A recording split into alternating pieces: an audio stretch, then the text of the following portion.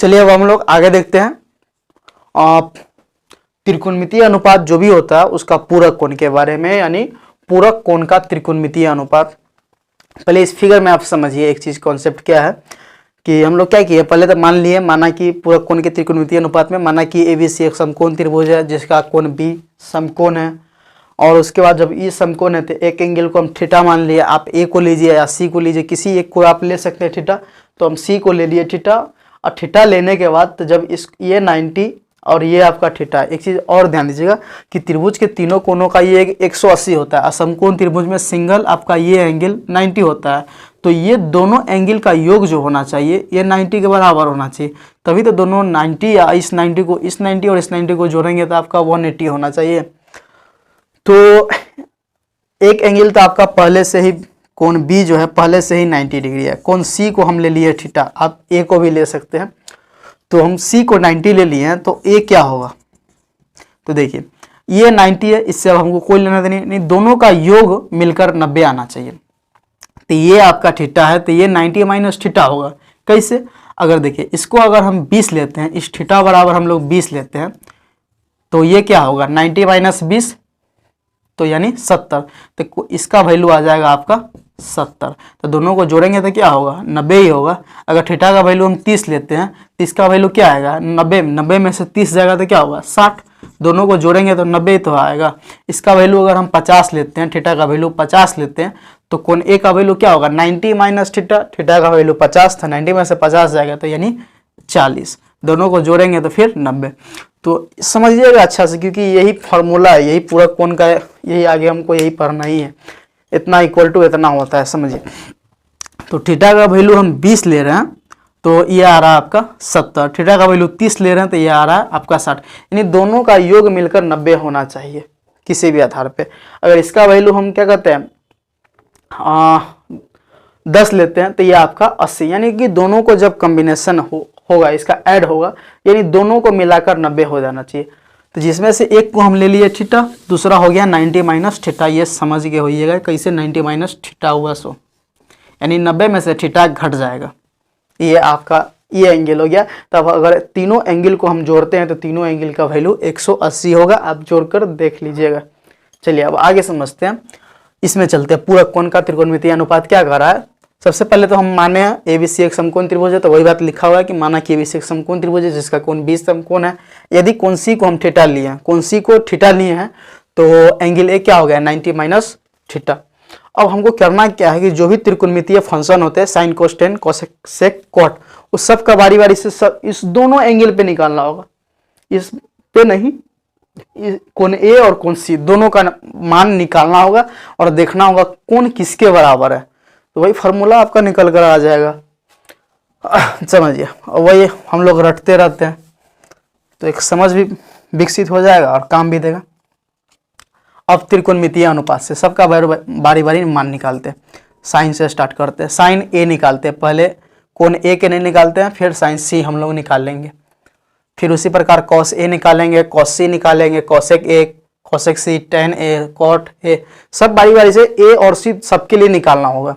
तो sign A बराबर क्या होता है। अब साइन A पूछे, B पूछे, थीटा पूछे, लेमडा पूछे, कुछ भी पूछे, तो साइन थीटा बराबर हम लोग पढ़े हैं, साइन बराबर जो होता है साइन थीटा बराबर लंब बटा कर्ण। तो इस फिगर में देखिए तो हम किसके लिए ले रहे हैं, साइन थीटा बराबर होता है आपका लंब बटा कर्ण।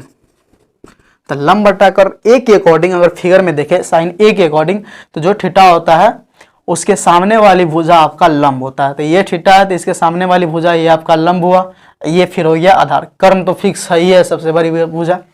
तो साइन A इक्वल टू हो जाएगा आपका BC बटा AC। ठीक, साइन A इक्वल टू, देखिए साइन A लिखे हैं तो बट हमको साइन A नहीं लिखना है। A के जगह पे क्या है, हम ये थीटा A मेरा क्या है 90 माइनस थीटा है, तो सिंपल A के जगह पे हम लोग लिखेंगे 90 डिग्री माइनस थीटा।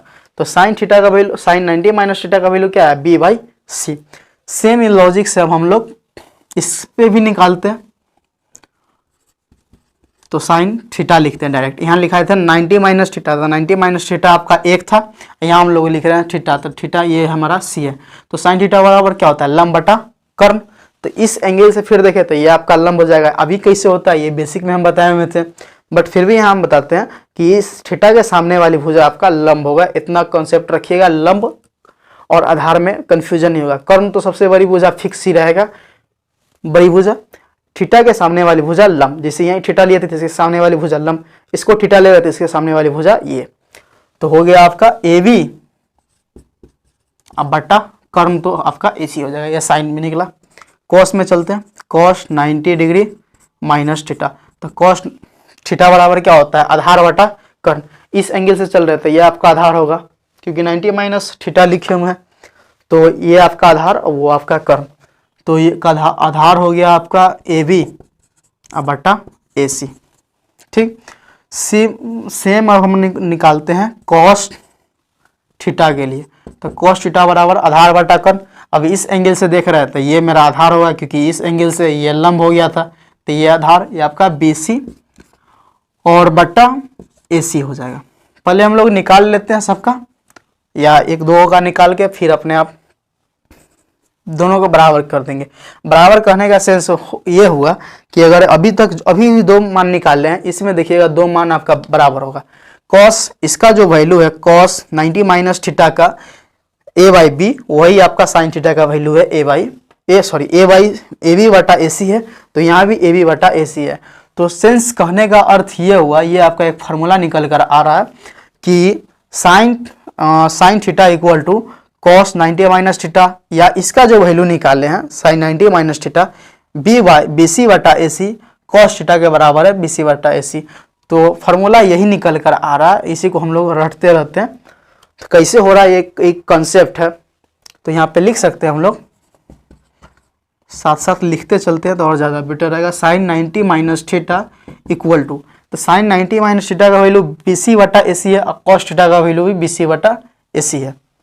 ठीक, तो यही पूरा कोण है, पूरा कोण का त्रिकोणमितीय अनुपात।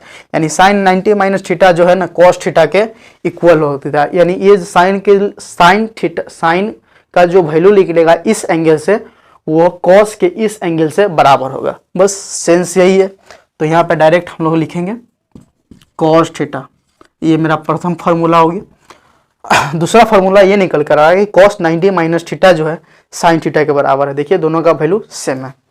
तो कॉस 90 डिग्री माइनस थीटा जो है ये साइन थीटा के बराबर है। चलिए हम लोग अब आगे निकालते हैं।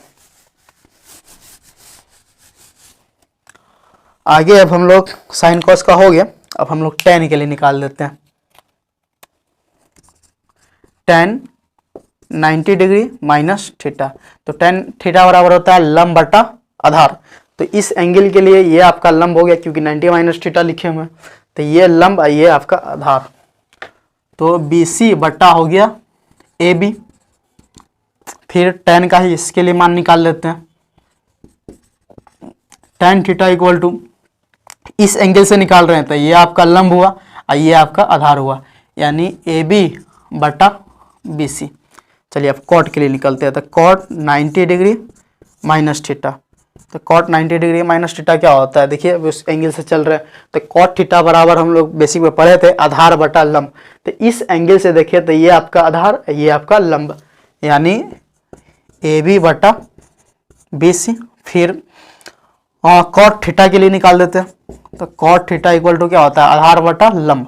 तो इस एंगल से देखिए तो ये आपका आधार ये आपका लंब, यानी बी सी बटा ए सी। फिर देख लीजिए दोनों का वैल्यू बराबर होगा, तिरछा तिरछी मान देखिए बराबर होगा।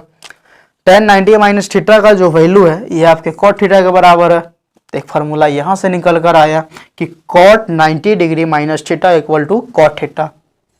Cot 90 degree minus theta equal to cot theta.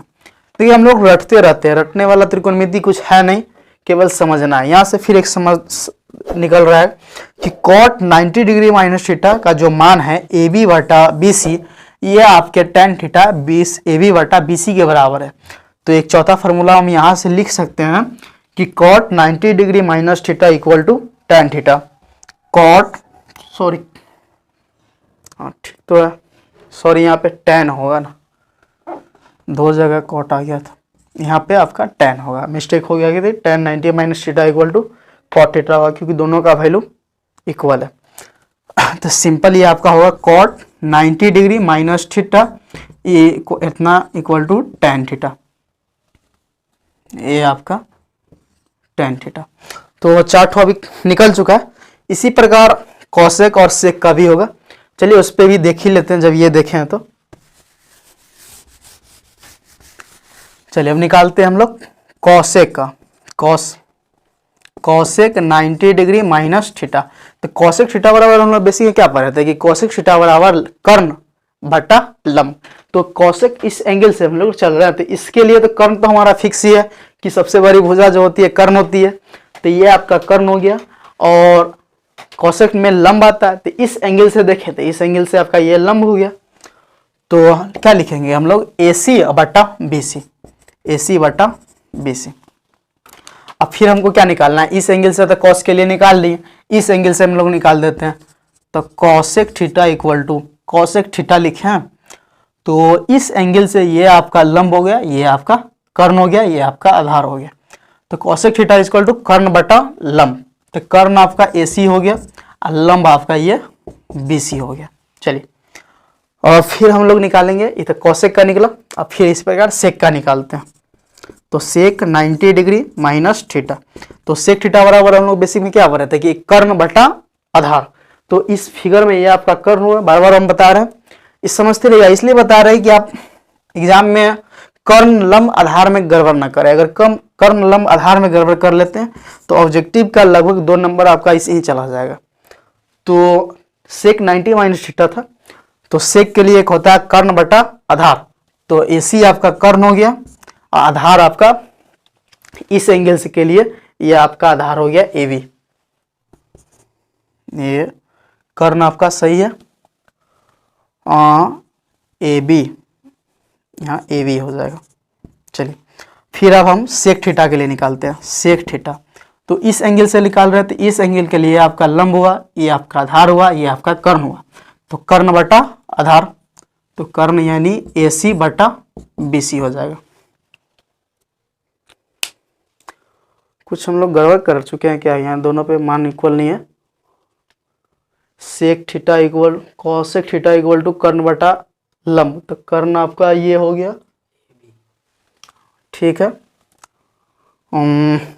देख लेते एक बार कॉसेक 90 माइनस थीटा। तो कॉसेक 90 माइनस थीटा तो लंब बटा कर्ण, कर्ण बटा लंब, ठीक है। कॉसेक थीटा निकाल दिया हमें इस एंगल के लिए, तो ये आपका लंब हुआ, कर्ण हुआ, और सॉरी यहाँ पे गड़बड़ हो गया हुआ, इस एंगल से चल रहे हैं तो ये आपका लंब ये ना हो जाएगा AB।